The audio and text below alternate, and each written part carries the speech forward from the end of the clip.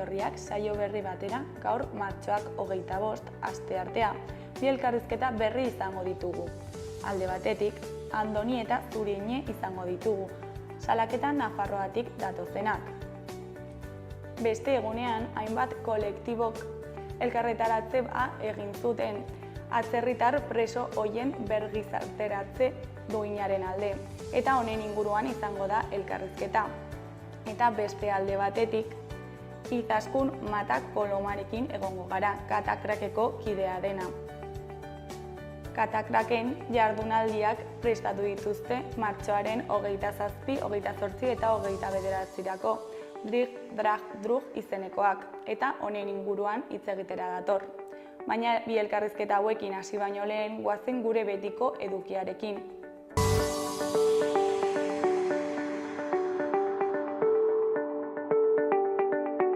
Goazen gaurko efemeridiekin. Gaurko egun batean, 1911 New Yorkeko Triangle Shirtwaist ohalgintza lantegiko suteak 156 langile hil zituen. Urte batzuk geroago, 1954ko martxoaren 25ean, 76 presok ihes egin zuten nazien Stalag Luft 3 gerra presoen kanpalekutik. Egun berean baina 1972an, Kiski, Miski eta Kaskamelonek lehen emanaldia egin zuten Donostiako Kresala elkartean. Eta bukatzeko, 2002 urtean, senarrik gabe haurdun geratzeagatik harrika hiltzera zigortutako Safiya Hussaini aske utzi zuten Nigerian.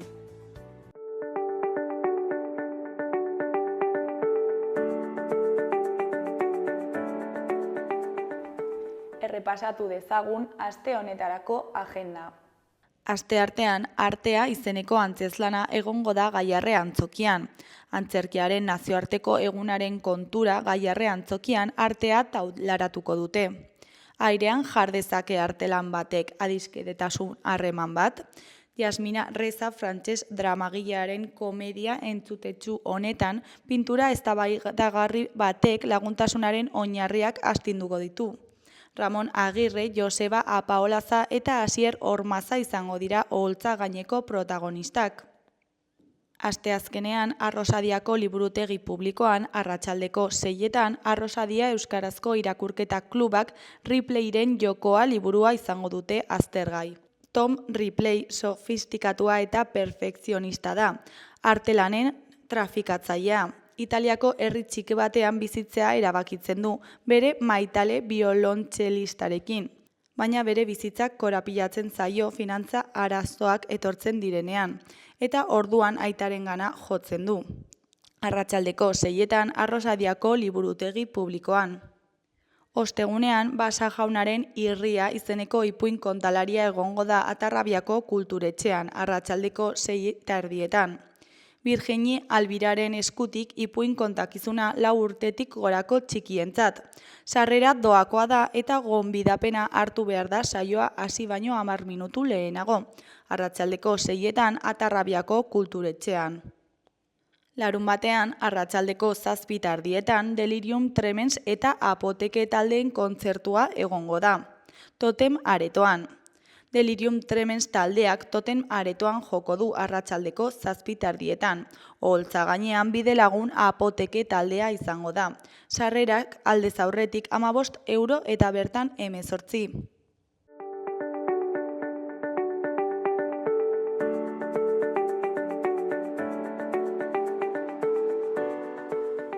Ikus dezagun gaurko egunkarien azalek zer dioten. Diario de Notiziasen titular nagusian, Zuzundegi Dumairek eskaintzarik aurkezten ez badu ixteko prest. Belgikako taldeak 4 hilabetean ez du aurkeztu karrozeriaren ekoizpen unitatea erosteko industria planik. Konkurtso administrazioaren txostenak likidazioa eta 340 kaleratze dakartza. Argazki nagusian, atzealdean Iturramako eraikuntzak dituen ziudadelaren bista. Titularrean, Iruña da Europako bizi kalitatearen liderra. Kontinente zaharreko 84 hirietako estandarrak aztertzen dituen rankineko burua. Hori koloreko berrietan, alde batetik munduko medikuak taldeak ahotsa jarri die isiltasuneko krisiei. Bestetik, artea igoko da gaur Gaiarreko oholtzara. Goiko Berrian industriaren legeak deskarbonizazioa eskatzen du. Eskuineko Berrietan, batetik umetoki lepoko minbiziak eragindako heriotza tasa jaitsi eginda azken hamarkadan. Bestetik, HT Nafarroara iritsiko dela bermatzen du estatuak, baina data jartzea saihesten du. Jarraian, Israelek Gazako ospitale bat eraso egin du, non Hamaseko goi kargudun bat zegoen. Amaitzeko, audioek Cospedal eta Villarejo inplikatzen dituzte Katalunia operazioan. Diario de Navarraren titular nagusian, Espainiako gobernuak oraindik ez du datarik jarri HT Nafarroara iristeko. Korridorearen ordezkariak iraupen lasterketa bat dela besterik ez du esaten. Argazki nagusian Joseba Ezkurdia eta Beñat Rezusta atzo eguerdian Navarrarenan. Titularrean arenako finalak motorrak berotzen ditu. Binakako txapelketako finalistek iganderako entrenamenduak amaitzen dituzte. Eskuineko Berrietan alde batetik Susundegiren etorkizuna eskaintza irmoaren mende dago. Beste alde batetik etaren biktimak ez humilatzeko eskatu dute UPNek, PSNek eta Geroak Berriozarren. Jarraian 2000 kontsulta eta operazio baino gehiago atzeratu dira grebarengatik. Goiko Berrietan batetik berrerabili ezin diren ontzien amaiera. Bestetik bi nafarrek Kantauri itsasoa eraman dute zinemara. Azkenik, Osasuna berriz ere partiden artean 72 ordurik gabe. Gara egunkariaren titular nagusian, energia berriztagarriek ez dituzte fosilak murrizten. Energiaren nazioarteko agentziak adierazi du kontsumo elektrikoaren gorakadak ez duela erregai fosilen erabilera murrizten. Argazki nagusian, Juan Mari Beltran soinuaren sortzailea dugu. Honen hitzetan, transmisioa gertatzeko komunikazio bideak behar dira. Erdiko Berrian, ELA sindikatuan, lakuntza ekaineko kongresuan izango da berriro. Eskuineko Berrietan, alde batetik greba saiestuko lukeen akordio bat in extremis negoziatzen dute. Beste alde batetik Ramon Solaren analisia dugu.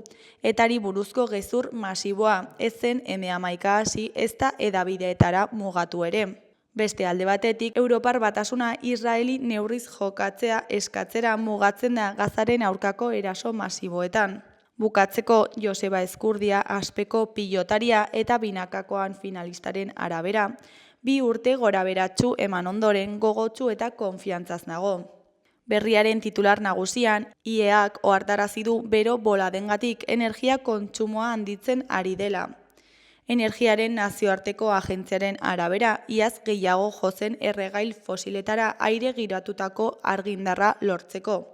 Gasaren erabilera handitu da gehien, bereziki Txinan eta Indian. Argazki nagusian, AEBen aurkako protesta bat nuken. Titularrean, Groenlandia laguntza eske. Miut Eyede jarduneko lehen ministroak eraso oldarkor gisa hartu du. Ameriketako estatu batuetako goi kargudunek uhartera egitekoa duten bidaia. Goiko Berrian, Beatriz Txibitek Oroi garen oro saiakera poetikoa kaleratu du Pamiela argitaletxearekin. Eskuineko Berrietan, alde batetik medikuen prestakuntza 4 urtera laburtzea proposatu du Jaurlaritzak. Beste alde batetik Iñaki Artola baikoko pilotaria dugu. Honen arabera, agian horregatik iritsi naiz finalera, ez dudalako sentitu hori lortzeko presioa. Gainera, ELAk ekainaren 2 eta 3 egingo du kongresua, eta berriz aurkeztuko da Mitchell lakuntza. Bukatzeko Euskal Errepublikaren aldeko ehun mugimendua itzali egingo da. Euskal Herria irratiaren titular nagusian 2025ko San Fermin jaiak iragartzeko kartel lehiaketa abian da. Apirilaren 22 arte aurkeztu daitezke lanak eta telematikoki aurkeztuko dira. 10 finalista hautatuko ditu epaimahaiak.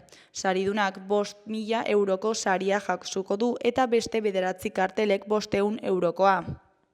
Eskuineko Berrietan, goikoan Bigen Amadozen hitzetan, Alpeetan herrialde askiago bat aurkitu genuen. Mendiak ogibide liburua argitaratu du Bigen Amadozek.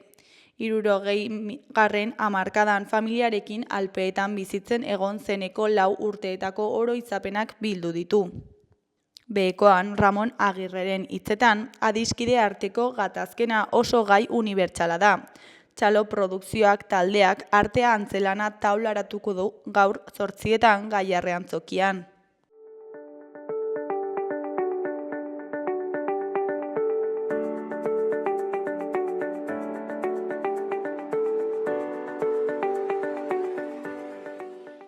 Kaixo, lehen aipatu dugun bezala, orain Andoni eta Zuriñerekin gaude, salaketa Nafarroatik datozenak. Kaixo, zer moduz, bikote? Kaixo, egunon. Bueno, elkarretaratze bat egin zenuten, ezta? Expreso atzerritarren gizarteratze duin baten alde, ezta? Eta, bueno, nola dago preso hauen egoera Nafarroako kartzelan? Bueno, lehenik eta behin esan beharra dugu azkenean preso guztien egoera jada latza dela espetxe barruan.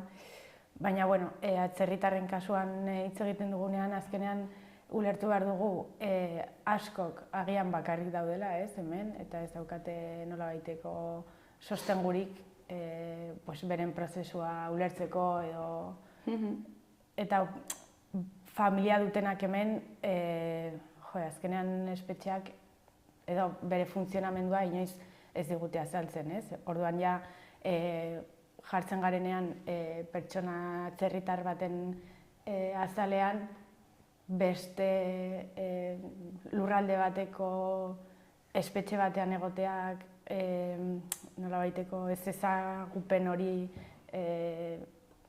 gaitzen baldin badiogu larria, ez? Gainera hori, hizkuntzari dagokionez ere bai, askotan nahiko zaila da ez haien egoera ulertzeko bizka bat beraiekin hitz egitea, eta horrek ere bai eragiten du bizka bat haien prozesuan bizka bat zailagoa izatea edo. Eta eskubidei dagokionez? Eskubidei dagokionez, uste dugu egoera nahiko zaila dutela, askotan ez dira ulertzen haien eskubideak, hemengo biztanleriaren eskubideak bezala ez. Situazio edo egoera administratibo irregularrean daudenez, askotan ez dituzte eskubide hauek bermatuta. Eta horrek eragiten du, esan dudan bezala, hori, pixka bat egotea, egoera, kasi abandonatu batean, edo ezagin nola. Bai, eta azkenan ez guztiak daude egoera administratibo irregularrean, ez? Baina azkenean espetxetik pasatzean, paperak berritu behar izatea justo espetxe zigorra betetzen ari zaren bitartean, ez dira ateratzen tramite horiek egiteko, ez zaie informazioa askotan ematen, orduan gero behin espetxetik aterata beren papera galdu dituzte. Azkenean bai atzerritar legeak, bai kode penalak, ez? Atzerritar jendea uzten ditu nolabaiteko bigarren maila batean, non haiek beren eskubideak lortu eta irabazi behar dituzte, eta ez dira ematen bakarrik pertsona izateagatik, ez? Orduan, beraien borroka are gogorragoa da, askotan. Eta, presoen kasuan, normalean gizarteratze prozesua errazteko daude horrez. Eta gizarteratze proiektu hauetan sartzeko edo programa hauetan sartzeko, ze zailtasun izan ditzakete atzerritarrek? Lehen uste dut dena dela ez dietela informaziorik ematen, ez, kartzelaren barnean programa hauen inguruan. Eta teatzerakoan ikusten da gehienak gertatzen direla kartzelatik eta justo uste dut dela esanguratsu, ez? Joan behar direla kartzelatik batzutan oinez, Iruñera, programa hauekin etara sartzeko, ez? Eta justo hori ikusten da badagoela hori utzikeri instituzional bat eta ez duena birgizarteratze prozesu hori baimentzen edo bermatzen eta horrek kalte osorgi bat eragiten die presoei eta presoiei ere bai. Bai, eta kontutan izan da ez, oinarretik ja lege eta sistema arrazista bat eraiki dela edo eraiki dugula. Aurrera ematen diren programak eta ez dute kontutan izaten askotan pertsona atzerritar guztiak eta are gehiago egoera irregularrean daudenak, ez? Orduan, programa asko bideratuta daude lana aurkitzera edo orduan, klaro, paperik gabe ezin duzu adibidez lanik egin edo, bueno, egin dezakezu lana, baina ez ezkutuko mundu horretan. Eta bai, egin dela borroka azken urteetan, behintzat formakuntza programa askotan sartzeko, ez? Edo behintzat aukera izatea hauek egiteko, baina, klaro, gero nolabait prozesu hori mozten da, ze azkenean ez baldin baduzu zure egoera erregularizatzen ezin duzu beste pauso bat eman, ez? Eta atzerritarrei buruzko legeak zer esaten du honen inguruan? Bermatzen zaiela, ez eskubidea, azkenean preso orokoa duela birgizateratzeko eskubidea eta zentzuretan administrazioak egin behar duena da prozesua errestea eta hori baimentzea, ez? Eta ikusten ari gara ez dela hori gertatzen. Gehienetan, zuinak esan duen bezala, eta hori ikusten ditugu trabak, administratiboki, ikusten ditugu hori, ikusten dugu badagoela ikuspegi arrazista bat, baina beraiei ikusteko moduan, eta horrek ez duela bermatzen eskubide hori, eta azkenean konstituzioa eta ez dutela kunplitzen, ez? Bai, eta atzerritar legea, ez, Andoni esan duen bezala, berez legea arrazista da, osea, gero eta traba gehiago jartzen dira, ez, pertsonak irregular bezala iritsi direnak eta beren egoera erregularizatu nahi dutenak, gero eta tramite burokratiko gehiago egin behar dituzte, gero eta traba gehiago jartzen dira, orduan, hau kombinatzen baldin baduzu, lehen esan duen bezala kode penalarekin, bien artean lortzen duten azkenean da pertsona hauen bizitza margenetan egotea. Bai, eta beste bigarren maila horretan ustea. Eta atzerritar preso hauek kondena betetzen dutenean eta kalera ateratzen direnean ez baldin badute dokumentaziorik zer gertatzen da? Ez dutela lan egiteko aukerarik, ez dutela askotan enpadronamendu sisteman sartzeko aukerarik, ez dutela babes sozialaren programaren edo sistemaren baitan sartzeko eskubiderik, eta azkenean mantentzen direla, esan dugun bezala, sistemaren edo gizartearen margenetan, beti beltzean lan egiten edo hori egoera oso larri batean ez dira haien eskubideak bermatzen eta... Bai. Eta gero ere, kasu batzuetan, askatasunaz gabeko zigorraren ordez, kanporatzea gertatzen da. Ze kasutan gertatzen da hau eta zergatik? Ez daude arrazoi, ez? Irregularra edo egoera administratibo irregularrean baldin badago, batzutan hobesten da, ez, aukera hau. Esaten zaie, 2 urteko adibidez, 2 urteko zigorra eta hori, kanporatzearekin sustituitua edo ez dakit nola esan. Eta askotan egoera honek ere bai egiten duena da,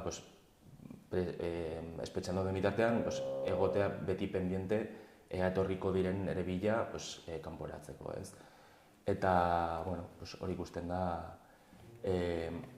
ezartzen zaiela zigor bikoitz bat edo ikusten delako ez direla hemen egon behar edo zentzu honetan ez dutela eskubiderik hemen egoteko, ez direlako erregularrak eta horrek beti egoten, beti kaltetzen die eta egoera oso ezaugarri batean. Eta behin espetxetik aterata, badago aukerarik, modu erregular batean izateko edo erregularizatzeko? Bai, lehenik eta behin itxaron behar dute antezedente penalak ezabatu ahal izateko data hori, ez? Segun eta zenbat urte pasa dituzun kartzela barruan edo zenbateko kondena izan duzun badago epe bat, ez? Urte bat, 2 urte, 5 urte, luzenak 10 urteko itxaronaldia izan behar dute, orduan pixka bat hori ez, itxoin. Itxoin eta nonik esan duen bezala, kanporatze zama horrekin bizitzea ere, ez, beldurra azkenean poliziak geldi arazten bazaitu eta beste kanporatze espediente bat irekitzen badizute, azkenean beldurrezko bizitza batera eramaten ditu egoera guzti honek, ez? Eta ez dago aukera aurrekari penal horiek lehenago ezabatu ahal izateko? Azkenean hori legeak ezartzen ditu epeak, orduan ezin dira beste bide batetik hartu edo. Eta nola eragiten die nahitaezko deportazio honek ohiko presoi eta bere familiei? Askotan ulertu behar dugu ere, agian dagoela jendea ez, hemen 20 urtez daudela Nafarroan edo Estatu Espainolean, eta ja beren bizitza hemen ezarri dute, askotan ere bere familiarrak ekarri dituzte, eta batean daude, egoera batean non hori kanporatu behar dituzte edo kanporatzen dituzte, beren lurraldeetan ez dago agian bere familia, bere bizitzaia hemen osatu edo ezarri dute, orduan bakardadea ez, eta azkenean askok dolu migratorioa lantzen denean eta askok esaten dute ez, zirela ez hemengoak ez beren herrialdekoak sentitzen, orduan beti nolabait atzerritarra izatearen sentimendu hori ez. Eta hori, askotan batzuk,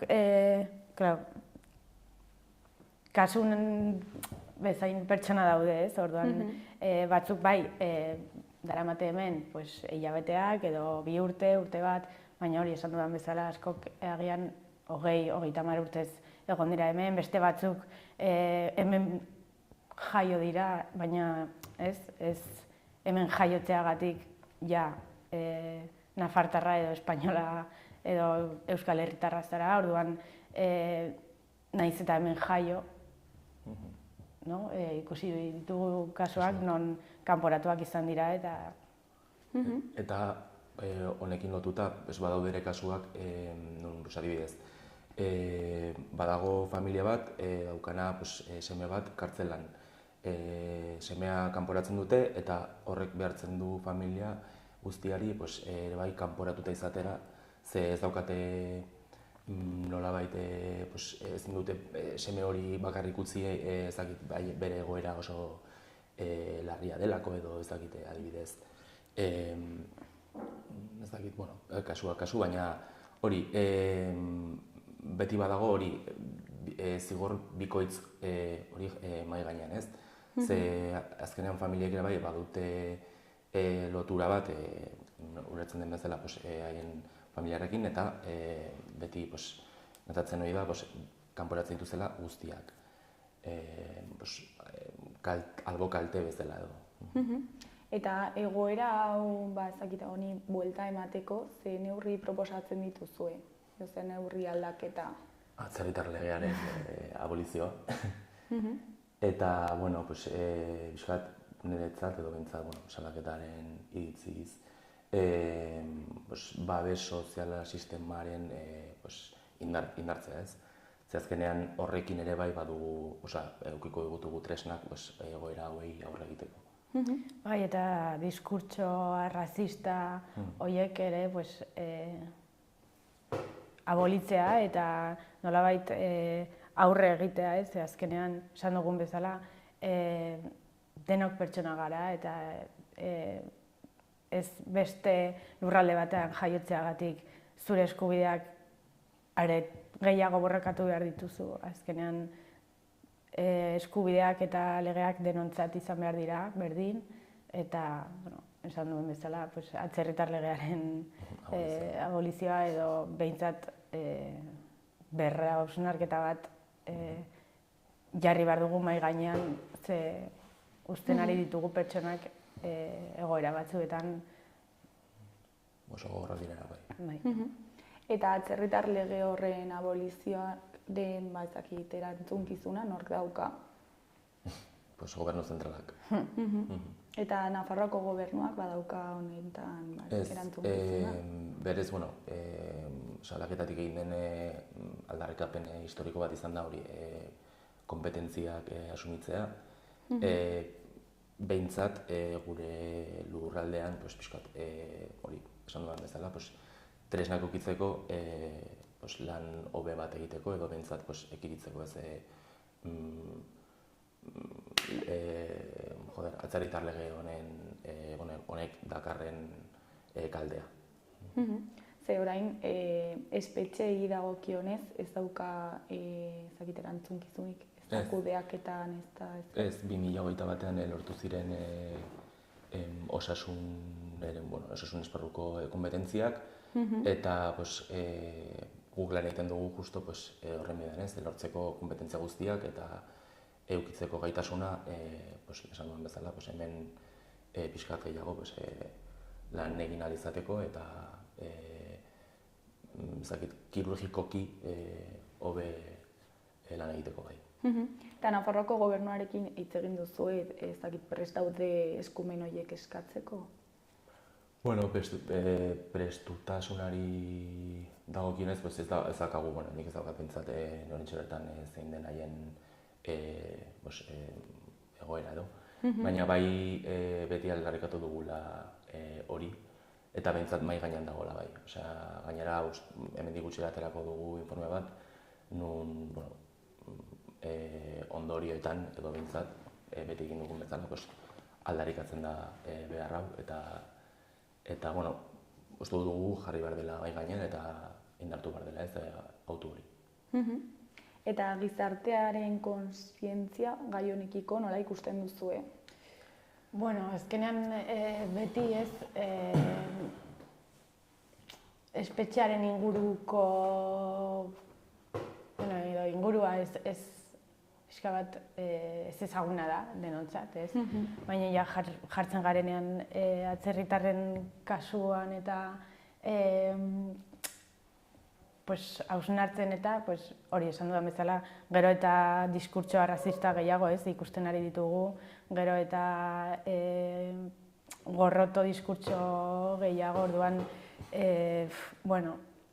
uste dugu lan handia dugula aurretik, ez, honetan sinesten dugunak, eta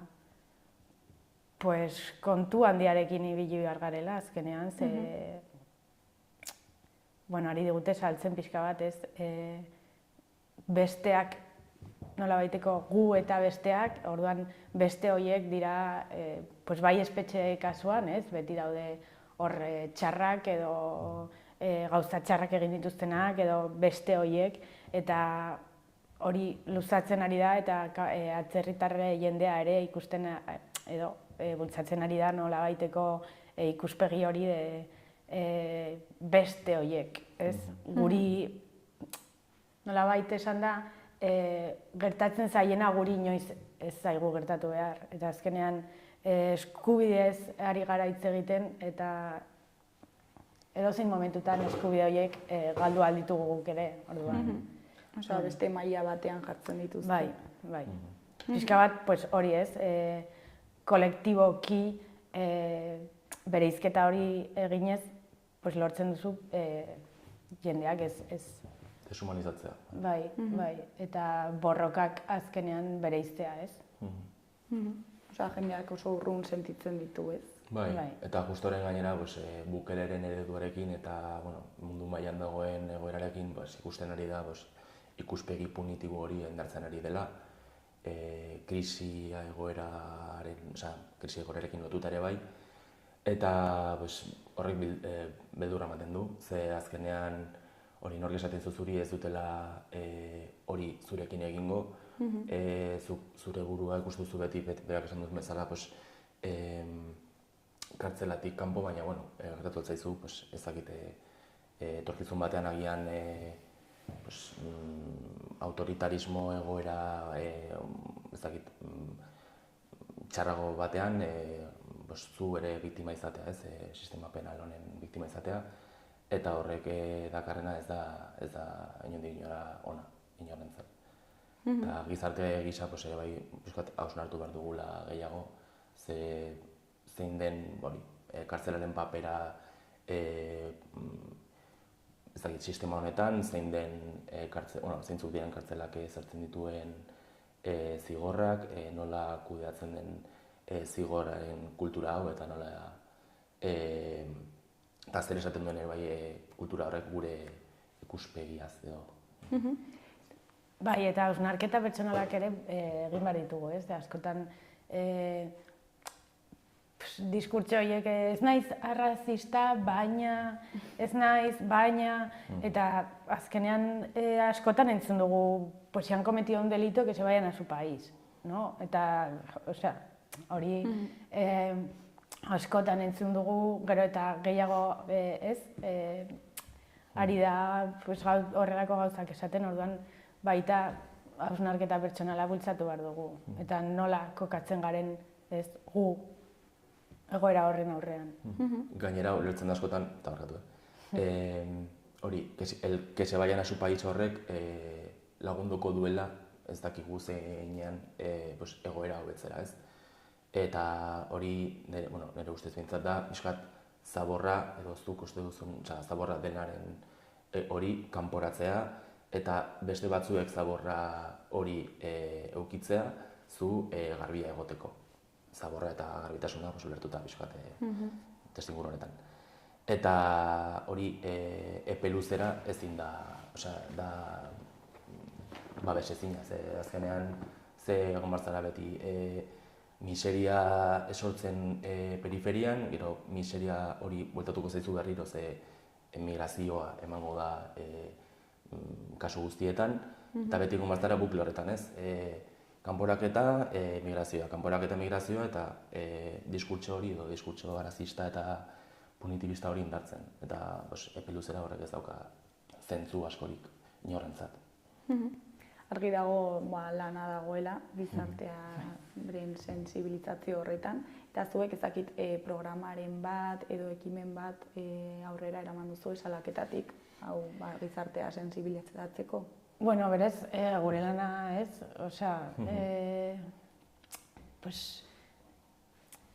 ekimen hauek bultzatzen ez, edo presentzia izaten. Edapidetan. Bai. Bai, kulturalki ere bai bizkat intzidentzia lan bat egitea. Bai prentsa artikuluen bitartez, bai elkarrizketen bitartez, bai gure eguneroko lanaren bitartez, ez dakit, askotan, hori, kontutan izan behar da, ez dugula gaitasun handirik hori nahiko genukeen moduan zabaltzeko, baina bai, lan egiten dugu hortan ere bai, lehen esan duen bezala, hemendik gutxi den format aterakoa da, bizko bat ere bai, gaur egungo egoera zein den jakiteko, eta horren bitartez ere bai kompetentzien eskara egiteko, politika arrazisten aurka egiteko, eta bizkoat hori, kulturalki eta ideologikoki bintzat lan egiteko. Bai, eta, esan nahi genuen ere, aurreko egunean egindako ekimena, ez zen izan gure ideia, baizik eta preso ohi bat behar hori zuen, ez, eta gurekin lan egin du edo gurekin egon da, orduan nolabaiteko babesa eskatu zuen, ez, bere egoera salatzeko, Orduan, bai, aldarrikatu nahi genuen hori ez zela ez bakarrik gure gauza izan, baizik eta pertsona baten beharra eta pertsona horrek beste hainbaten egoera ez personalizatzen du nolabait, eta Francisen hau ere aldarrikatu nahi genuen, ez? Eta bere izena esatea eta bera... Eta zer moduz joan zen elkarretaratzea? Bueno, ongi, ez? Hogeita hamar, berrogei inguru pertsona, bai. Bai, azkenan kolektibo askok ere, ez, besaman zuten, hor egon ziren berarekin, eta, bueno, eskerrak aiei ere etortzeagatik, eta berari babesa emateagatik. Eta Francisek, ezakit, jendearen berotasuna jaso zuen. Bai, superpozizioan, bai. Bai. Bueno, bikoteia bukatzeko, ez dakit zerbait gehiago komentatu nahi duzuen, jendeari zerbait esan, erakundei, ez dakit. Ez, pixka bat esan duguna, bai, kartzelaren, abolizioaren aldeko aldarrikapen bat egin nahi genuen hemen, antipunitibismoaren aldeko aldarri bat ere egin, eta hori, gehien bat, uste dugu beharrezkoa dela hausnartzea, ez, gure gaur egungo egoeraz eta etorkizunaz, pixka bat, bai. Bai, eta, bueno, norbaitek honen inguruan gehiago jakin nahi baldin badu, Andonik esan duen moduan, Nafarroako espetxe egoerari buruzko informe bat aurkeztuko dugu hemendik gutxira, orduan, ez,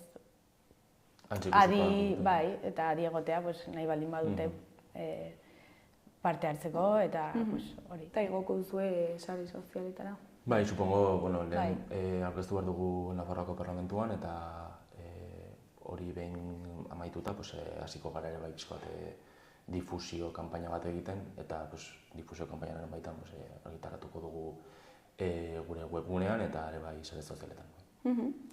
Bueno, primeran bikote mila esker gurera etortzeagatik eta egoera latzau plazaratzeagatik eta ea hobera egiten duen egoera honek. Eskerrik asko. Eskerrik asko.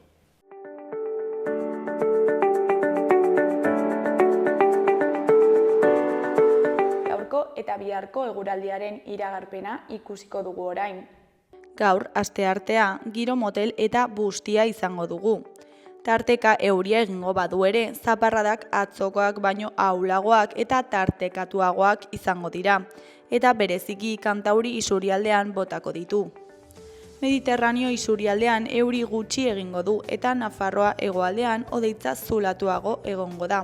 Ipar-mendebaldeko haizea ibiliko da, haize lekuetan biziago. Temperatura maksimoak 10-15 gradu artekoak izango dira. Bide beretik jarraituko du eguraldiak asteazkenean. Ipar-mendebaldeko haizeak bultzatutako hodeigune trinkoekin zerua hodeitsu agertuko da, batez ere kantauri isurialdean, eta tarteka euria egingo du. Hegoaldean zaparradak bakanagoak eta ahulagoak izango dira. Temperaturak maila berdintsuan jarraituko du.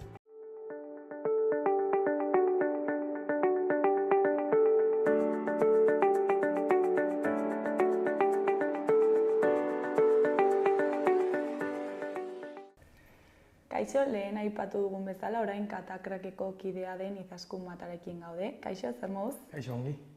Bueno, Drich Drag Drug aurkeztera zatoz, ezta? Martxoaren 27, 28 eta 29 izango dena.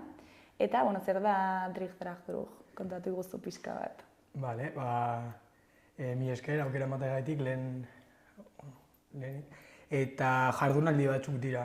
Tituloa pixkat onomatopeikoa edo Drich Drag Drug jolas horrekin. Gerora jakin izan dut, brief termino batzuk hortik daudela, pedagogo italiar batek sortutakoa, eta hori, baina, bueno, jolas bat moduan atera zen izenburua, eta, bueno, drageoren inguruko omenaldi bat egitagaitik edo, hori horrela asmatu zen izenburua da. Gainera, txantreako jaialdi bati ematen dio izena ere. Bai, hori, Brief Brand Proof, horiek, bai. Pedagogia berrien edo horren inguruan pixkat kuskuseatu dut eta hori, baina gerora jakin izan dut.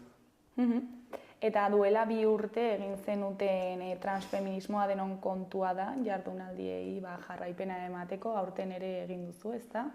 Bai, 2 urtero como lan nekea dela eta horrela, 2 urtero da proposamena egitea.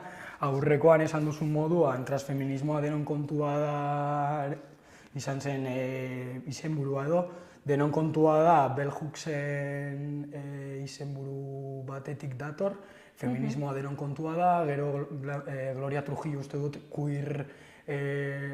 queer es para todo el mundo, bueno, horrekin jolas bat moduko izenburua jartzean eta bai, ondala 2 urte egin genituen eta aurten berriro gatoz beste jardunaldi batzuekin. Eta aurreko edizioa nolakoa izan zen? Nola joan zen, nola antolatu zenuten? Hauek moduan, pixkat Katakrakeko liburuetatik ekartzen gaiak, egeak edo proposamenak, eta oindala 2 urte egon zen transfeminismoen esperientzien edo pertsona trans esperientzien mahai inguru bat, adin ezberdinekoak, eta naizenekin, egamekoekin, Albina eta Jogurina estar bat emanaldi bat antolatu genuen ere bai, Josebe Iturrioz etorri zen, bueno, horrela izan zen. Eta Katakraketik ikerketa guneak sortzen dituen jardunaldiak dira. Nolakoa izan da urtengo ikerketa gunea?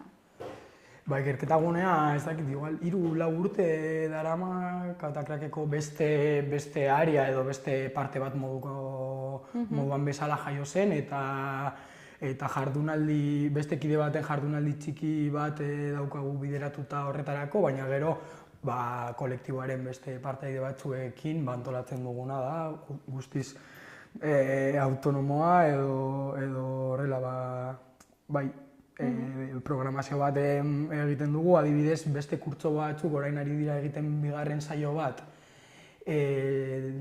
irakaskuntzaren inguruan, desigualdad escolar deitzen dena, eta pixkat beste formatu bat dauka ikerketa gune edo seminarioen formatu bat astelenero, 7:00 aurrera, baina bueno, nire formatua pixkat asteburu batean dana batera eta pixkat jaia edo horretan bai oinarrituta. Eta zergatik sortu zen jardunaldi hauek egiteko ideia, ze helburu ditu honek? Pixkat esan dakoa, Katakrakeko editoriala jorratzen ditugun tematikak ez bakarrik gelditzeko liburuetan edo horretan ez, gero horrekin zerbait egiteko, produzitzeko edo aurrera eramateko eta jendeari bebai zabaltzeko, eztabaidak elkarrekin gauzatzeko edo idei berriak ateratzeko edo elkarrekin egoteko, hitz egiteko. Eta aurreko edizioan gizarte osoa edo komunitate osoa bertan parte hartzera gonbidatu zenuten, zergatik uste duzue hau garrantzitsua dela? Parte hartzea, behintzat komunikatzea edo gizarte osoak ikustea edo bai enteratzea hauek egiten direla, ez? Tematika hauek bertan kalean daudela, institutuetan daudela, akademian daudela, movimentu sozialetan horri buruz edo zeinek zeo zer esateko duela elkarbanatzeko edo bai guztiak denon kontua da, ez? Gauzak aldatzea. Eta aurtengo leloa hau dena aldatzea denon kontua da, eta zergatik jarri duzu izenburu hau? Katakrakeko indala 11 urte sortu zenetik edo lema hori bizpahirutan edo, bueno, ez dakit ezagutzen duzuen areto nagusia, baina areto nagusian agertzen den esaldi bat da, hau den aldatzea nahi genuke, ez? Edo kantinako batzuetan hau dena jatea nahiko genuke, edo hau dena, bueno, hau dena, ez? Gure LPA, bai musikariekin egindako LPA hau dena dauka izenburua, eta horrekin jokua egiteagatik bai uste dugu denon parte hartzea ezinbestekoa dela, edo denonen burutazioak edo bai elkarbanatzea gure kontua dela denonen parte izatea. Eta kasu honetan, hau dena hori zerri egiten dio erreferentzia? Jardunaldietan dauzen programazioaren inguruko tematika horietan, ez? Nola gorputz disidenteak, jarrera disidenteak nola kolokatzen diran gizartean barruan, edo ze espresio puntu ditugun, edo ze aukerak ditugun, edo nola jorratzen den hori harreman horiek gizartean, uste dugu aldatu behar ditugula, eta denon kontua dela, eta horiz izkutuan gelditu diren istorioak berreskuratzea gure kontua da, ez? Arte estenikoetan edo arte estenikoen panoraman sartzen ez diren edo lekua ez duten emanaldiak edo gorputzak edo jarrerak horiei bebai leku bat ematea, ez? Eta horren inguruan pixkat. Eta Nafarroako gizartearen kontzientzia gai honekiko nola ikusten duzue? Nafarroa ez da irla bat, bera bakarrik, ez? Nafarroa, erreinu baten barruko provintzia bat edo erkidego bat da, eta ez da bera bakarrik baten, ez? Aldamenean badatu eako iparraldeko mugimendu edo horiek, eta gero egoaldean, igual Madrid edo Bartzelonako gauzakitoak edo vanguardia horiek heltzen dira. Nafarroa nire ustez beste gizartea moduan dago, ez? Nahiean, baina ezinean, ez? Ez dakit, kontzientzia pixkat faltan edo gero materializatzeko gauza horiek, ez? Ideia edo sozial, gizarte soziala idei bat edo alda egon prest zertarako, baina gero hori legeak edo egunerokotasunean edo gizartea binarioa, heteroa eta patriarkal kapitalista izaten jarraitzen ari da, eta horretarako aukerak eman behar ditugu beste jarrera horiek edo aldatzeko, astintzeko edo bentsat inkomoditate puntu bat sortzeko, gizarte horreri. Eta azken urteetan aldaketak nabaritu dituzue?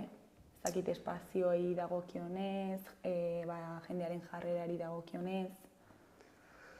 Nire ustez espazioak eta jendea hortze beti dauz burruka bat, ez? Gizartea eta espazio sozialak edo ja lantzen espazio horiek badituzte bere lanketak, ez? Eta getoak edo deitzen diogu, ez? Zuk joan alzara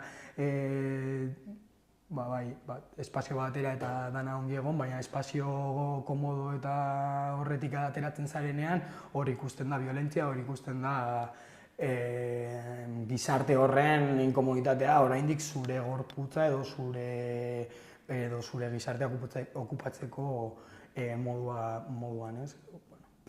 Orduan lana badago eta denon kontua da lan hori egitea. Eta hemen, bereziki hiri txiki bat izan da, gehiago nabaritzen dela uste duzu agian, igual Madrilen espazio gehiago daude, edo intimitate gehiago dago, edo Bartzelonan, zakit, horrela hiri handietan.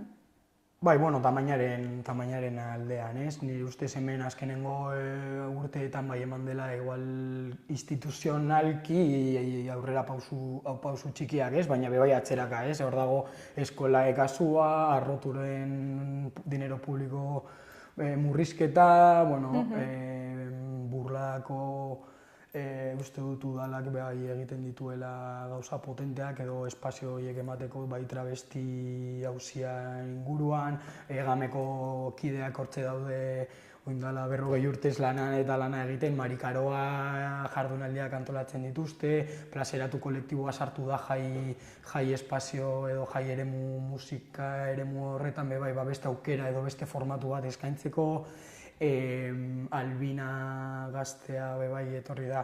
Bueno, bai badagoela pultsu bat, ez? Naizeneko lan hori bai ikastetxean edo adingabekoekin, baina bueno, gero kanpora irtetzen zarenean hortze dau burruka edo talka edo...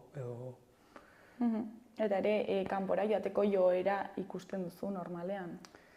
Bai, bueno, hori ez da oraingo kasua, ez?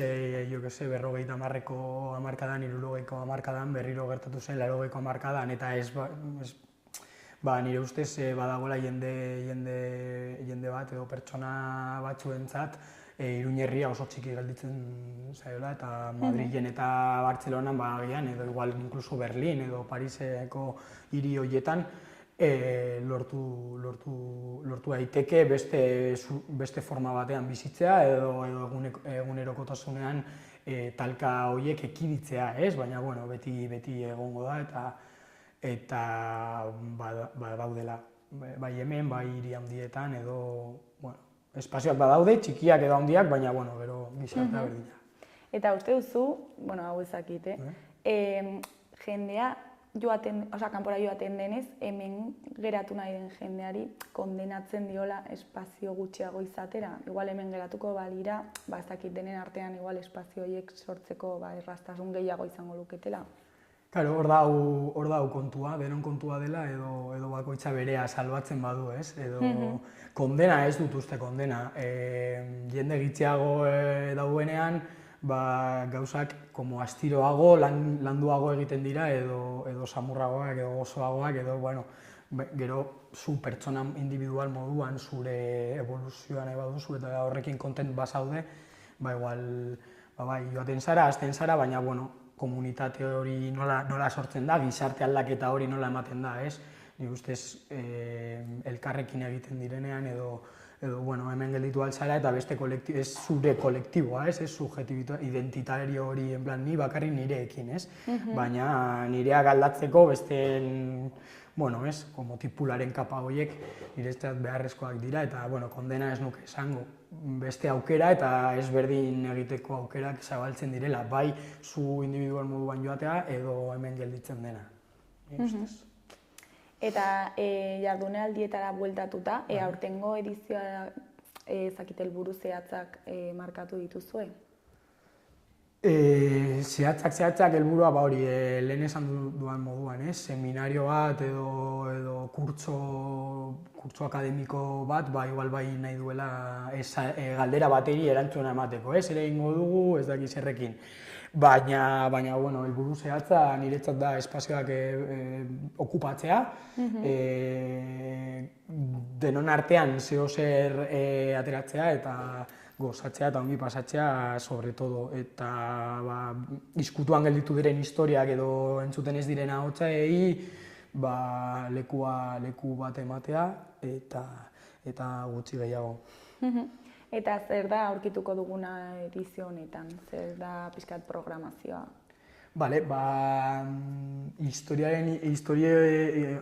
Ezagutzen ez diren historien inguruan edo auzien inguruan superkontent nago Francis kasuaren inguruan egindako liburu baten aurkezpena, etorriko dira egitera, sare antifasistak eta Egameko kideak egindako liburua izango dugu aukera aurkezpena ikusteko, entzuteko, edo Francis izan zen Errenterian polizi nazional bat hildako travesti bat, eta horren inguruan nola Errenteriako herria nola batu zen hori salatzeko, Egameko sorkuntza hortik ere bai jorratu zen edo sortu zen, eta hori berreskuratzeko travesti travestia izan zen, beste estatuko hirietan be bai ibili izan dena, eta nire ustez Euskal Herrian ez bada ezagutzen historia hori, ezin izango dugu beste gauza batzuk aldatzea, ez? Edo gaur eguneko horretan ibiltzen den pertsonentzat, nire ustez dela erreferente bat, ez? Okaina ezagutzen dugu gehiago, igual Bartzelonan izandakoa, baina hemen ditugula gure auziak, gure referenteak eta ezin ditugunak ahaztu. Eta jarraitzeko programazioaren inguruan edo, euskarazko itzulpengintzaren inguruan mahai inguru bat antolatuta dago, Fermintxo Zabaltza, Danele Sarri-Ugarte eta Irati Bakaikua egongo direla mahai inguruan. Fermintxo eta Danele izan dira Katakrakeko bi liburu puska hauek itzuli dituztenak, eta Irati itzulpengintzaren inguruan ikasi izan du, ez? Eta orduan nola dagoen euskarazko itzulpengintzaren mundua edo formatua terminologia disidenteen inguruan, ez? Nola heltzen zaizkigun termino anglosajoi pilo bat, eta nola edo ze ahalmena dauka euskerak beraiena sortzeko, ez? Queer, marimutil, butch, nola egin aldugun hori, eta horren inguruan arituko dira. Eta Mackenzie eta Leslie Feinbergen testuetan gehiago sakonduta. Eta gero Danele eta Miren Narbaizarekin Popper Afterra eta Utopiako emanaldia egongo da. Azkenekoak izango direla, amaituko dute horren emanaldiak amaituko dira, eta azkenengo aukerak izango dira. Eta Txikazos kolektiboa, Bartzelonako kolektibo bat dela, egiten dutela dragkin, eta Katakraken egon ziren pasaen abuztuan, kabareta aurkezten, orain datozte bingo musikal batekin, show batekin, eta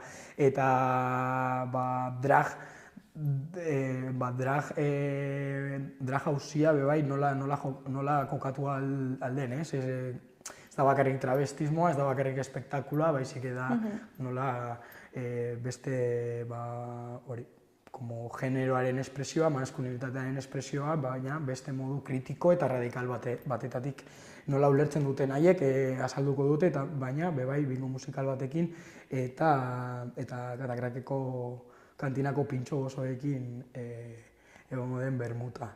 Eta gero azkeneko bi emanaldiak, La muerte de la divina comedia, Danel Albina eta honen kolektiboa edo emanaldia, Katakraken ari dira programatzen hilabetean behin, eta jardunaldien barruan bere showa sartzeko eta bere showa drageoaren inguruan, euskal terminologia disidentearen inguruan planteatu nien nahi duten, eta super gustora, eta beteko dute berriro aretoa ez daukat dudarik. Eta gero azkenen Aintzina Tabernan itxiera jai bat, Gordaz Pinponeras eta plazeratuko kiden DJ emanaldia edo DJ pintzada izanen dugu. Programazio zabala prestatu duzu, ezta? Eta bertan parte hartzeko zer egin behar da? Sarrera librea da? Ez, sarrera librea, orain nola programatzen duzun sarrera libreekin, ez? Liburu aurkezpena eta mahai ingurua sarrera librekoa da. Liburuaren aurkezpena Katakrak editoriala eta liburu denda izanez, egiten dire liburu aurkezpenan edo liburuen emanaldi edo ekintza gehienak libreak dira. Eta mahai ingurua ere bai.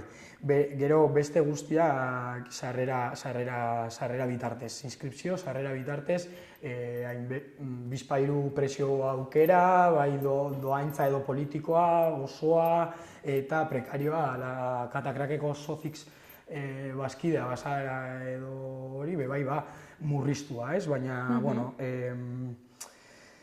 presupuestori gabeko programazio bat da, ikerketa gunea ez du lantzen, ez daukagu presupuesto bat eta presupuesto honekin egiten dugu, ez? Baizik eta guk antolatzen dugun eta presupuesto, bueno, horreri bermatzeko, gorputza eszenatoki gainean jartzen duen pertsonak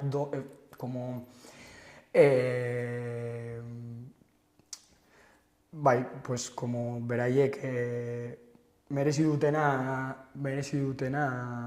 lortzeko, bai transportea eta teknikoak, ekipoa eta guzti hori mantentzeko euneko irabaziak edo sarreren dirua eszenatokian gorputza jartzen duten entzat izango da.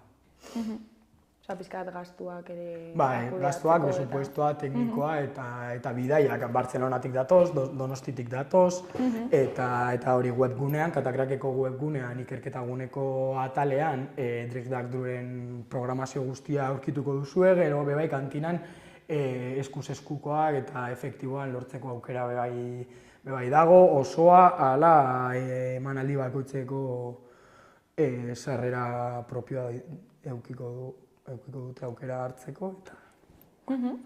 Eta zer da Katakraketik espero duzuena jardunaldi hauetaz? Bentsat jendea animatzea, hori lehen gauza. Gero ongi pasatzea, espazio segurua eta jai giroan egindakoa, elkarrekin ezagutzeko, ikasteko eta hitz egiteko. Espero dugu bai. Bueno, Izaskun ja bukatzeko, ezakit zerbait gehiago komentatu nahi duzun, jendeari zerbait esan? Gauza gutxi, espero dugu animatzea, etortzea, eta bai, gizarte hau aldatzeko gogoak, grinak eta bai, grinak dituzten jende pertsona guztientzat, espero dugu espazio polit bat izatea, eta animatzen zaituztegu etortzera.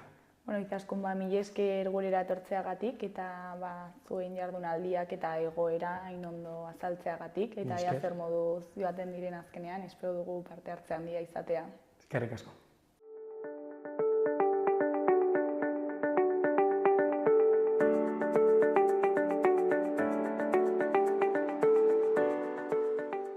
Gaurkoz hau izan da dena, bihar itzuliko gara eduki eta elkarrizketa berriekin. Arratsalde ona pasa, agur!